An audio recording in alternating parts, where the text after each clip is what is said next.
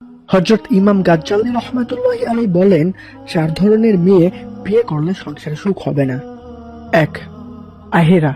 আহেরা হলো তারা যারা রূপের চর্চা করে মানুষকে দেখানোর জন্য। এই জাতীয় মেয়ে যারা বিয়ে করবে তাদের সংসারে সুখ হবে না। 2. নাতিসা। নাতিসা তাদের বলা হয় যারা শুধু রূপের চর্চা করে না বরং রূপের অহংকারও করে বলতে বুঝতে পারবেন।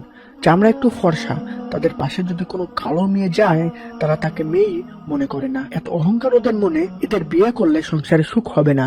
3. মুত্তালিহা। মুত্তালিহা বিশ্লেষণ করতে গেলে আগে তাদের পরিচয় দেয়া লাগবে। স্ত্রীদের মধ্যে 2 ভাগ আছে। 1. যারা বলে তুমি আমার কি দিয়েছ। 2. আমি বলেই তোমার ভাত খাচ্ছি। তারা স্বামীর অবাধ্য হয়, স্বামীকে খোঁটা দেয়। কারো বুঝতে বাকি আছে ভাই? এই জাতীয় মেয়ে দ্বারা কখনো সংসারে সুখ আসতে পারে না। 4. মুবারিয়া। মুবারিয়া হলো তারা যারা স্বামী কাছে থাকলে ভালো আর স্বামী না থাকলে আরো ভালো। স্বামীর ইজ্জত মান সম্মান সব গেলেও তারা বেহায়াপনা বেপর্দায় চলাফেরা করে।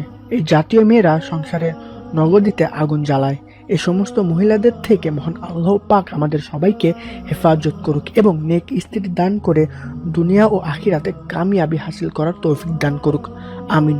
আশা করি ভিডিওটা ভালো লেগেছে।